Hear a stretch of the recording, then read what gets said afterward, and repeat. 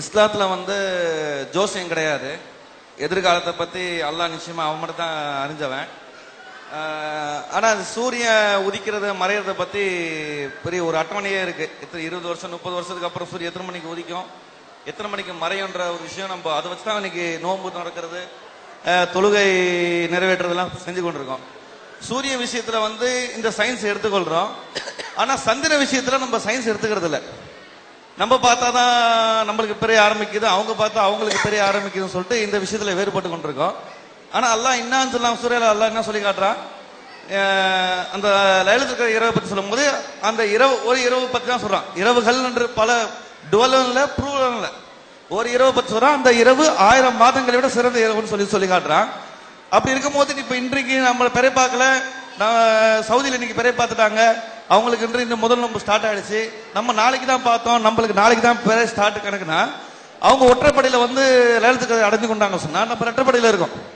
அப்போ அவங்களுக்கு ஒரு நாள் லைலத்துல் இரவு, நம்மளுக்கு மறுநாள் ஒத்தப்படை கணக்குல நம்மளுக்கு மறுநாள் லைலத்துல் இரவு வருமா? அப்ப 2 லைலத்துல் இரவு இருக்கா? அல்லாஹ் ஒரு இரவை பத்தி சொல்றான் ஒண்ணு. ரெண்டாவது பிறை எப்படி அல்லாஹ் சொல்றானே சூரியனை சந்திரனை கால காட்டியா வச்சிருக்கானோ, சூரியன் தன்னுடைய சுற்றுப்பாதையில சரியான முறை இயங்கி கொண்டிருக்கு, சந்திரன் அதோடைய சுற்றுப்பாதையில சரியான முறை இயங்கி கொண்டிருக்கு. அதை வச்சுதான் இவன் விஞ்ஞானத்துல இத்தனை வருஷம் எப்படின்னு கரெக்டா கண்டுபிடிச்சு சொல்றான். அதே விஞ்ஞானி தான் சொல்றான் சூரியனுடைய செயல்பாடை பத்தி சந்திரனை சொல்ல போது நிறைய பேர் என்ன குழப்பாயிராங்கன்னா, சவுதிக்கு நம்மளுக்கு 2.5 மணி நேரம் வித்தியாசம், அங்க அசுரத்தூர் தான், நம்ம இங்க லோஹர் வக்துல இருப்போம், அங்க மகரிப்னா நம்ம அசர வக்துல இருப்போம். அதை சொல்லி கொண்டு என்ன சொல்றாங்க, சவுதியோட பெயரை பார்த்தா அவங்களுக்கு தனி, நம்ம பார்த்தா நம்மளுக்கு தனி சொல்லிட்டு பிரிச்சுடுறாங்க. ஆனா சூரியனுடைய சுற்றுப்பாதையே வேறு, சந்திரனுடைய சுற்றுப்பாதையே வேறு. சூரியன் சூரிய குடும்பம் மொத்தமாக மையமாக வைத்துக் கொண்டு அது தன்னோட சுற்றுப்பாதையில சுத்தி கொண்டிருக்கு. ஆனா சந்திரன் பாத்தீங்கன்னா பூமியை மையமா வைத்துக் கொண்டு தான் சுத்தி கொண்டிருக்கு. பூமியை ஒரு முறை சுத்தி போறதுக்கு 29 நாள் அது எடுத்துக்கொள்ளுது. பிறை அடைந்து அவங்க நோன்பு வச்சிருக்காங்க, நம்ம அன்னைக்கு சாப்பிட்டுக்கிட்டு இருக்கோம். சோ நோன்பு கடமையான அன்னைக்கு நம்ம சாப்பிடுறது ஹராம் பண்றோம். அதே மாதிரி அவங்க பெருநாள் கொண்டிருக்க அன்னைக்கு நம்ம நோன்பு வச்சிருக்கோம். பெருநாள் அன்று நோன்பு வைப்பது அதுவும் ஹராம் ஆகுது. இது சம்பந்தப்பட்ட சில விளக்கங்கள் மக்களுக்கு தான். இவர் பிறை சம்பந்தமா கேட்ட இவ்வளவு விஷயங்களுக்குமே பிறை ஓர் விளக்கம்னு ஒரு நூல் போட்டிருக்கிறோம். இது எல்லாத்துக்குமே ஆல்ரெடி ஆன்சர் இருக்கு, விவரமா உள்ளவங்களும் தெரிஞ்சுக்கிறங்க. கேட்டதுக்காக சொல்லுவோம், மற்ற விவரங்கள் நீங்க நிதானமா உட்கார்ந்து படிச்சு இந்த கேள்விகளை எல்லாம் நம்மளே எழுப்பி இதற்கான பதிலும் எதுல இருக்கிறது, பிறை ஓர் விளக்கம்ங்கிறது நம்ம கொடுத்துருக்குறோம், நீங்க பார்த்தா விளங்கிக்கலாம். அவர் என்ன கேட்க வர்றாருன்னு கேட்டா, இப்ப சூரியனை அடிப்படையா வச்சு நம்ம கணக்கு பண்றோம், லொஹர் இத்தனை மணிக்கு அசர் இத்தனை மணிக்குன்னு சொல்லி. இன்னைக்கு லொஹரை தீர்மானிக்கிற மாதிரி அடுத்த மாசம் லொஹரை கூட தீர்மானிக்கிறோம், அடுத்த வருஷம் லொஹர் எப்படிங்கிற கூட தீர்மானிக்கிறோம். அப்ப நம்ம இங்க உட்கார்ந்து கணிச்சிடுறோம், லொஹரு அசரு மகரிபு நோன்பு அட்டவணை போடுறோம்ல, சூரியன் மறைகிறத டெய்லி போய் பார்த்துட்டா நோன்பு திறக்கிறோம், பார்க்கறது கிடையாது. நம்மளா என்ன செஞ்சிடறோம், என்னைக்கு மறைவுன்னு கணக்கு போடுறோம், 6-5 6-6 6-7 போட்டு கூட என்ன செய்யறோம், அட்டை இது கையில கொடுத்துடுறோம், அட்டையை பார்த்தா நோன்பு திறந்துகிட்டு இருக்கிறோம். அவர் என்ன முதல்ல என்ன கேட்கிறாருன்னா, சூரியனை மட்டும் நீங்க கணிக்கிறீங்க, சந்திரனை ஏன் கணிக்கல? இது முதல் மேட்ரு. ஏன் அப்படி கணிக்கலன்னு சொன்னா, சந்திரனை கணிக்க கூடாது என்று ரசூலுல்லாஹ் சொல்லிவிட்டாங்க, சூரியனை ரசூலுல்லாஹ் கணிச்சு இருக்கிறாங்க. மேட்ரு என்னது, நம்ம லாஜிகளுக்கு ஓரமா வச்சுப்பட வேண்டியது. ரசூல் ஸல்லல்லாஹு அலைஹி வஸல்லம் காலத்துல ஒரு வாரம் மழை கொண்டு கொட்டி நாங்கள் சூரியனையே பார்க்கவில்லை என்று சொல்லுகிற அளவுக்கு சூரியன் தென்படவே இல்லை. அப்ப தென்படல என்ற உடனே சூரியன் தென்படாத காரணத்தினால் நம்ம எந்த தொழுகையும் கிடையாது என்று ரசூலுல்லாஹ் சொல்லாம அவங்க சூரியனை பார்க்காமலேயே ஒரு கணக்கு வைத்து எல்லா தொழுகையும் நடத்தினார்கள். நாங்கள் சூரியனை பார்க்கவில்லைன்னு வருது. ஒரு சகாபி மழை பஞ்சமா இருக்குன்னு கேட்பார்ல, துவாசி வாங்க மழை கொட்ட ஆரம்பிச்சிடும், ஒரு வாரத்துக்கு சூரியனே இல்லை. ஆனா சந்திரனுக்கு என்ன சொல்றாங்க, பார்த்து சந்திரன் இருக்கிறது தான் இருந்துட்டு தானே இருக்குது, சந்திரனை பார்த்து வைங்க, பார்த்து விடுங்க. மேகமா இருந்தால் கணிக்கலாம்ல, மேகமா இருந்தால் கணிக்காம 30 நாள் நினைச்சுக்கிறங்க. எவ்வளவு தெளிவான வார்த்தைன்னு வைங்க.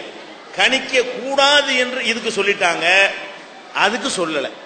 அப்ப சூரியனையும் சந்திரனையும் அல்லாஹ்வும் ரசூலும் வேறாக பார்க்கும் பொழுது நம்மளும் வேறாத்தான் பார்க்கணும். டாபிக் ஒன்று சின்னதாக தான் சுருக்கமாக தான் சொல்லணும், ஒவ்வொரு பாயிண்ட் விரிவாக அதில் இருக்கிறது. அடுத்து என்னன்னு கேட்டா, சூரியனுக்கு சந்திரனுக்கு ஏன் 2 நிலைப்பாடு எடுக்கிறேன்னு கேட்கிறாங்க. இப்ப நான் உங்கள்ட்ட கேட்கிறேன், ஒரு 3 நாளைக்கு முன்னாடி சந்திர கிரகணம் வந்துச்சு. அப்ப சந்திர கிரகணம் வரும் பொழுது யாராவது இங்க சந்திர கிரகண தொழுதாங்களா?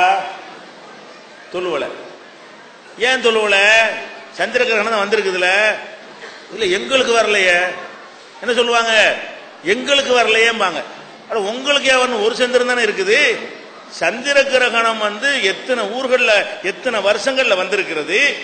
சென்னையில் கிரகணத்தை பார்த்தா சென்னையில கிரகணம் தொழுகிறீங்க. சவுதி அரேபியாவில் சூரிய கிரகணம் தெரிஞ்சு சென்னையில தெரியலன்னா நீங்க என்ன செய்ய மாட்டேங்கிறீங்க? தொழுவ மாட்டேங்கிறீங்க. அப்ப ஏன்? ஒரு சந்திரன் தானே இருக்குது. அப்ப சந்திர கிரகணம் அமெரிக்காவில் சந்திர கிரகணம் ஏற்பட்டால் நீங்க இங்க எப்பா தொழுதுருக்கிறீங்களா? தொழுவணும்னு சொல்லி இருக்கிறீங்களா? உங்கள்ட்ட கேளுங்க. அப்ப நீங்க சந்திரனையே முரண்பட்டு பார்க்கறதுக்கு காரணம் என்ன? சூரியனை ஒரு மாதிரி சந்திரனை ஒரு மாதிரின்னு பார்க்கக்கூடியவங்க சந்திரனையே பிறைக்கு ஒரு மாதிரி கிரகணத்துக்கு ஒரு மாதிரியா பார்க்கணும். பிறையும் கிரகணமும் ஒரே கான்செப்ட் தானே. எல்லாம் விலகுறது வெளிச்சம் தெரிகிறது தானே. சுற்றுவதால் ஏற்படக்கூடிய விளைவு தானே. பிற ஒண்ணுங்கிறது அமாவாசைங்கிறது கிரகணம் என்பதுமே ஒன்றை ஒன்று மறைப்பதும் திறப்பதனால் ஏற்படக்கூடிய விளைவு தானே. அப்ப கிரகணம் ஏற்படும் போது நம்ம என்ன முடிவு பண்றோம்? அவனுக்கு கிரகணம் ஏற்படுச்சுன்னு சொன்னா சிங்கப்பூர்ல கிரகணம் வந்தா சிங்கப்பூர்காரன் சொல்லுவான், நாங்க ஏன் சொல்லுவோன்னு அப்படி சொல்றோம்ல. அப்ப நம்ம அது நம்ம விளைவிக்கிறோம். இது நமக்கு தனி அதுக்கு தனி தான். இதை விளைவிக்கணும். அடுத்து என்ன பார்க்கணும்னு கேட்டா சூரியன் நேரம் காட்டுதுங்கிறோம்ல. சூரியன் நேரத்தை காட்டுது. சூரியன் நேரம் காட்டுறது எப்படி காட்டுது? அனைவருக்கும் ஒரே நேரத்தை காட்டுதா? அவனுக்கு தனித்தனி நேரத்தை காட்டுதான். அவனுக்கு காட்டு. சூரியன் நேரத்தை காட்டுறது வாஸ்தவம் தான். நான் நோன்பு திறக்கிறதுக்கு சவுதிக்கு போன் பண்ணி கேட்டு சூரியன் மறைஞ்சிருச்சான்னு கேட்டு நோன்பு திறக்க முடியுமா? எனக்கு மறையணும். ஒரு சூரியன் தான் இருக்குது. அந்த ஒரு சூரியன் தான் ஒருத்தனுக்கு உதிக்கும் போது ஒருத்தனுக்கு மறையுது, ஒருத்தனுக்கு மறையும் போது ஒருத்தனுக்கு உச்சியில் இருக்கிறது. ஒருத்தனுக்கு 7 மணியை காட்டுது, ஒருத்தனுக்கு 8 மணியை காட்டுது, ஒருத்தர் 9 மணியை காட்டுது, ஒருத்தனுக்கு 10 மணியை காட்டுது. ஒரு சூரியன் தான். ஒரு சூரியன் தான். இப்ப எத்தனை மணின்னு கேட்டா நைட்டு 9:56. அமெரிக்காவுக்கு போய் கேட்டீங்கன்னா காலையில் 9:56 அவன். அமெரிக்காவுக்கு போன் பண்ணி கேட்டா என்ன செய்வான்? அதையும் அவனுக்கே காலையை காட்டுது, உங்களுக்கு மாலையை காட்டுது, ராத்திரி காட்டுது. அப்ப சூரியன் ஒன்றாக இருந்தாலும் சூரியன் எப்படி நேரம் காட்டுகிறது என்று சொன்னால் சூரியன்லயே நேரம் காட்டுறதுக்கு ஒண்ணுமே இல்லை. சூரியனும் உங்களுக்கும் அதுக்கும் உள்ள டைரக்ஷனும் அதான் நேரத்தை காட்டுது. நேரத்தை எப்படி காட்டு? சூரியனே காட்டல, அது ஒரே மாதிரி தான் இருந்துகிட்டு இருக்கிறது.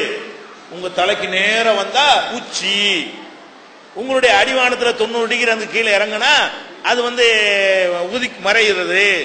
இந்த பக்கம் 90 டிகிரி வந்தா உதிக்கிறது அப்படின்னு எடுக்கிறீல்ல. அந்த உங்களுடைய கண்ணுக்கு நேர எந்த டைரக்ஷன் இருக்குதோ, உங்கள இருந்து எவ்வளவு டைரக்ஷன் சாஞ்சி இருக்கிறதோ அதுக்கு தகுந்தவாறு நேரம் காட்டுகிறது. உங்களுக்கு இப்படி மறைகிறத காட்டுகிறது, உங்களுக்கு நேர் கீழே இருக்கிறவனுக்கு உதிக்கிறத காட்டும். எந்த சூரியன் உங்களுக்கு மறைவதாக தெரிகிறதோ அந்த சூரியன் உலகத்தில் உங்களுக்கு 180 டிகிரிக்கு கீழே இருக்கிறவனுக்கு எப்படி காட்டும்? உதிப்பதாக காட்டும். உங்களுக்கு மறையும் போது அங்கிருந்து பார்ப்பான்லங்க, நம்மளோட கண்ணை மறையுதுல, அவனுக்கு அங்கேருந்து பார்க்கும்போது அப்படி தலையை காட்ட ஆரம்பிக்கும். இங்கிட்ட மறைது அங்கிட்டு தானே போகுது. அப்ப ஒரு சூரியன் தான். அது எப்படி காட்டுகிறது? உங்களுக்கு மறைவதாக தெரிகிற சூரியன் ஒருத்தனுக்கு உதிப்பதாக தெரிகிறது. அப்ப சூரியன் மட்டும் இடத்துக்கு இடம் தான் நேரம் காட்டுது, ஒட்டுமொத்த உலகத்துக்கும் நேரத்தை காட்டல. அப்ப சந்திரனும் உங்களுக்கு நேரம் வரும்பொழுதுதான் முதலாவது நாளை உங்களுக்கு காட்டும் போதுதான் அது முதல் நாள். சுத்திக்கிட்டு உங்களுக்கு எப்ப காட்டுது அப்ப நீங்க என்ன செய்யுங்க? உங்களுடைய முதல் நாள் எடுத்துக்கிறங்க. அவனுக்கு மறைஞ்சதுனால எனக்கு மறைச்சு எப்படி சொல்ல முடியும்? அவனுக்கு உதிச்சது எனக்கு உதிச்சுன்னு எப்படி சொல்ல முடியும்? சூரியனுக்கு சந்திரனுக்கு ஒரு நிலைப்பாடு நம்ம தான் எடுத்துட்டு இருக்கிறோம், மற்றவங்க தான் வேற நிலைப்பாடு எடுக்கிறாங்க. சூரியனுக்கு ஒரு நிலைப்பாடு, சூரியனுக்கு மட்டும் என்ன செய்யறாங்க? எங்களுக்கு மறையணுங்கிறாங்க. ஏன்ப்பா சவுதியில மறைஞ்சிருச்சாம்ல, அதெல்லாம் எங்களுக்கு தான் மறையணும். அப்ப உங்களுக்கு ஏன் மறையணும்? ஒரு சூரியன் தானே இருக்குது. அப்ப உங்களுக்கு சூரியனுக்கு நோன்பு திறக்கிறதுக்கு உங்களுக்கு மறையணுங்கிறீங்க, சந்திரன் உங்களுக்கு உதிக்க கூடாதுங்கிறீங்க. அதன் அர்த்தம் உங்களுக்கு உதிக்கிற மாதிரி உங்களுக்கு மறைகிற மாதிரி சந்திரனும் உங்களுக்கு உதிக்க வேண்டும், உங்களுக்கு மறைய வேண்டும். இதுதான் பொதுவான கான்செப்ட்ங்கிறது. ரெண்டாவது புரிஞ்சு கொள்ள வேண்டும். அடுத்து என்ன? குர்ஆனுக்கும் ஹதீஸுக்கும் முரண்படுற மாதிரி தெரியுதுங்கிறார். ஹதீஸ் என்ன சொல்லுது? பிறையை பார்த்து நோன்பு வைக்க சொல்லுது. குர்ஆன் ரமலான் வந்தா நோன்பு வைன்னு சொல்லுது அப்படின்னு சொல்றாரு. குர்ஆன்ல அப்படி சொல்லவே இல்லை, தப்ப அர்த்தம் செஞ்சுக்கிட்டு அதை சொல்றாங்க. குர்ஆன்ல என்ன இருக்குன்னு கேட்டா ரமலான் வந்தால் நோன்பு வைன்னு குர்ஆன்ல வாசகமே இல்லை. உங்களில் யார் ரமலானை அடைகிறாரோ அவர் அதில் நோன்பு நோக்கட்டும். ஃபமன் ஷஹித மின்குமு ஷஹ்ர ஃபல்யஸ்முஹு. உங்களில் யார் ரமலானை அடைகிறாரோ அவர் நோன்பு வைங்க. எல்லாரும் ஒரே நேரத்தில் அடைவார்கள் என்று சொன்னா யார் அடைகிறாரோ சொல்லுவாங்களா? யார் அடைகிறாரோ என்று சொன்னாலேயே ஒருத்தர் அடையும் நேரத்தில் ஒருத்தர் அடைய மாட்டார், அப்பதான் சொல்ல முடியும். எல்லாரும் அடையக்கூடிய ஒரு விஷயத்தை என்ன செய்ய மாட்டாங்க. யார் அடைகிறாரோ, உங்களில் யாருக்கு உயிர் இருக்கிறதோ அப்படின்னு நம்ம சொல்லுவோமா? எல்லாரும் தானே உயிர் இருக்கிறது. எல்லாருக்கும் இருக்கக்கூடிய ஒரு விஷயத்தை இப்படி பேச மாட்டோம். அல்லாஹ் எப்படி பேசுறான்? உங்களில் யார் ரமலானை அடைகிறீர்களோ அவங்க நோன்பு வைங்க. நான் இப்ப அடைவேன், நான் நோன்பு வச்சிருப்பேன், வைப்பேன். எனக்கு 10 மணி நேரம் கழிச்சு ஒருத்தன் அடையுவான், அவன் அப்ப நோன்பு வைப்பான். எனக்கு 12 மணி நேரம் கழிச்சு ஒருத்தன் அடையுவான், அவன் அப்ப நோன்பு வைப்பான். அப்ப அல்லாஹ்வுடைய குர்ஆனுக்கு மேட்சாகத்தான் ஹதீஸ் இருக்கிறது. குர்ஆனுக்கு தப்பா அர்த்தம் செஞ்சதுனால முரண் மாதிரி தெரிகிறது. சரியா அர்த்தம் செஞ்சால் ஃபமன் யார் ஷஹித அடைகிறானோ மின்கும் உங்களில் அஷ்ஷஹர் அந்த மாதத்தை ஃபல்யஸ்மு அதில் நோன்பு நோக்கட்டும். இதுதான் நேரடியான அர்த்தம். அப்ப யார் அடைகிறாரோங்கிறது யாருங்கிறத விட்டுவிட்டு ரமலானை அடைந்த நோன்பு வைங்கன்னு மொட்டையா சொன்னோன்னே ரமலானை எல்லாரும் அடைவாங்கிற மாதிரி அர்த்தமா மாறிக்கிறது. அப்படி குர்ஆனுக்கு மாத்தமா என்ன இல்லை, ஹதீஸில் கிடையாது. குர்ஆன்ல உள்ளதுதான் ஹதீஸில் விளக்கமாக இருக்கிறது. எல்லாரும் ஒரு நேரத்தில் அடைய மாட்டாங்க. அடுத்து என்ன அவர் கேட்கிறாருன்னா, லைலத்துல் கத்ர் ஒரு இரவு தானே இருக்குது, ஒரு நேரத்தில் எல்லாரும் அடைஞ்சா தானே ஒரு இரவு வருங்கிறார். அப்ப ஒரு கணிப்புன்னு வச்சுக்கிறோம், ஒரு கணக்கு பண்ணிடுறோம், கணிச்சிட்டோம். கணிச்சு இத்தனை மணிக்கு அப்படின்னு நீங்க அறிவிக்கிறீங்க லைலத்துல் கத்ர், இத்தனை மணிக்கு இரவு ஆரம்பித்து விட்டது. நீங்க இத்தனை மணிக்கு இரவுன்னு கணிக்கிறீங்கல்ல விஞ்ஞானப்படி, அப்படி கணிக்கும் அந்த நேரத்தில் பாதி உலகம் பகலா இருக்கும். உலகம் முழுசு இருட்டா இருக்குமா? பகலா லைலத்துல் கத்ர் ஆகும். நீங்க உதாரணமா இன்னைக்கு ராத்திரி இப்ப லைலத்துல் கத்ர்னு கணக்கு போட்டு சொல்லிவிட்டீங்க. லைலத்துக்குன்னா இரவுன்னு அர்த்தம்.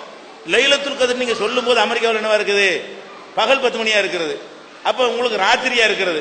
அப்ப என்ன அவனுக்கு எப்ப இரவு வரும்? நீங்க இந்த நாளை கடந்து அடுத்த நாளுக்கு போவீங்களே, அப்பதான் அவனுக்கு ராத்திரி வரும். நீங்க என்ன வச்சாலும் 2 நாள்ல தான் தீரும். லைலத்துல் கத்ர் உலகமுலாம் ஒரு பெருநாள் நீங்க சொன்னாலும் 2 இரவில் தான் அது வரும். லைலத்துல் கத்ர்ங்கிற என்ன இருக்கு? நீங்கள் கடந்த பிறகுதான் அந்த இரவு அவன் சொல்ல வேண்டிய நிலை வரும். அப்பவும் லைலத்துல் கத்ர் இப்ப இல்லாம போகுத இந்த வாதப்படி. இப்ப லைலத்துல் கத்ர் ஒண்ணுதான், அதுல டவுட் கிடையாது. ரசூல் ஸல்லல்லாஹு அலைஹி வஸல்லம் அவங்க பிறையை பார்த்து நோன்பு வைக்க சொன்னாங்கல்ல, மேகமா இருந்தா 30ன்னு சொல்லிட்டாங்கல்ல. ஊருக்கு ஒரு வித்தியாசம் வந்திருக்கும்ல அவங்க காலத்துல. ஒரு ஊர்ல பிரைட்டா இருக்கும், அவன் பிறையை பார்த்திருப்பான், அவன் நோம்புன்றுவான். ஒரு ஊர்ல மேகமா இருக்கு, பிறையை பார்த்திருக்க மாட்டான், அவன் 30ன்றுவான். அப்ப இந்த மாதிரி குழப்பம் ரசூலுல்லாஹ் காலத்துல உலகம் பூரா ஏற்பட்டிருக்கும்ல, ஏற்பட்டிருக்கும். அப்ப 2 நாள் அவங்களுக்கு வந்திருக்கும்ல. இவங்களுக்கு ஒத்தனா அவங்களுக்கு ரெட்டை, அவங்களுக்கு ரெட்டனா இவங்களுக்கு ஒத்த வருமா வராதா? அப்படி வந்துச்சு. அப்ப அவர்கள்லாம் லைலத்துல் கத்ர் அடைஞ்சாங்களா அடையலையா? ரசூல் ஸல்லல்லாஹு அலைஹி வஸல்லம் காலத்தில் வந்த சஹாபாக்கள் ஒருவர் ரமலான 1ங்கிறாரு, ஒருத்தர் 2ங்கிறாரு. இப்ப லைலத்துல் கத்ர் அவங்களுக்கு வித்தியாசப்படுமா படாதா?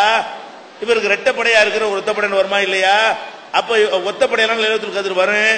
21 லைலத்துல் கத்ர் வச்சுக்கிறங்க. இவர் 22ன்னு சொல்லிட்டு இருக்கிறார். அதை அப்ப இவருக்கு இப்ப முதல் நாள் லைலத்துல் கத்ர் வந்துடும். அப்ப குழப்பம் வருதுல. அந்த குழப்பம் ரசூலுல்லாஹ் காலத்திலே வந்து ஒருத்தருக்கு லைலத்துல் கத்ர் இல்லாம போயிடுச்சு. அப்படியா புரிந்து கொள்வது? லைலத்துல் கத்ர் என்பது குர்ஆன் இறங்குனுச்சுல, அந்த இரவை மதிக்கிறது தான். அந்த இரவு திரும்பி வராது. நான் முதல்ல சொன்னல, பிறந்த நாளுக்கு திரும்பிய உலகம் சுத்துது, அந்த இரவை வரப்போகுது. நீங்கள் குர்ஆன் இறங்கின இரவு என்று அதை மதிக்கும் பொழுது அல்லாஹ் அந்த மதிப்புக்காக உங்களுக்கு கிஃப்ட் தர்றான். உன் கணக்குக்கு ஒத்தப்படையில இன்னைக்கு 21 8ஆம் தேதி வச்சுக்கிட்டியா, உனக்கு அது லைலத்துல் கத்ர். நீ 9 வச்சுக்கிட்டியா, உனக்கு அந்த அன்னைக்கு தருமே.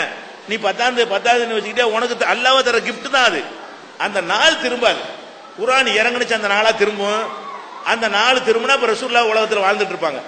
குர்ஆன் இறங்குனுச்சே அந்த நாள் அப்படி உலகத்தில் ரிவேர்ஸா சுத்தி 14 நூற்றாண்டுக்கு பின்னாடி போனா ரசூலுல்லாஹ் பூமியில வாழ்ந்துட்டு இருப்பாங்க, நம்ம பூமியில இல்லாம இருப்போம்.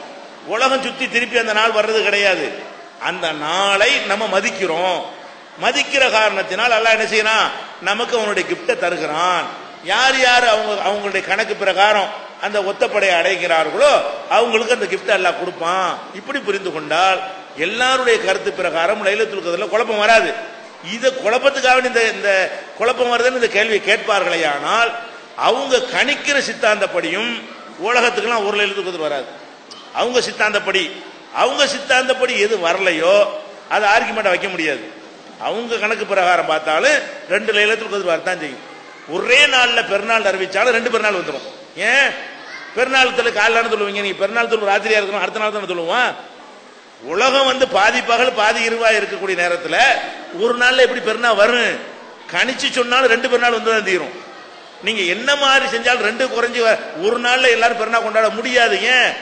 அதுக்குன்னு ஒரு நேரம் இருக்கிறது, பெருநாள் தொழுகைக்குன்னு ஒரு நேரம் இருக்கிறது. அதே மாதிரி நோன்பு ஒரே நாள்ல வைக்க முடியாது.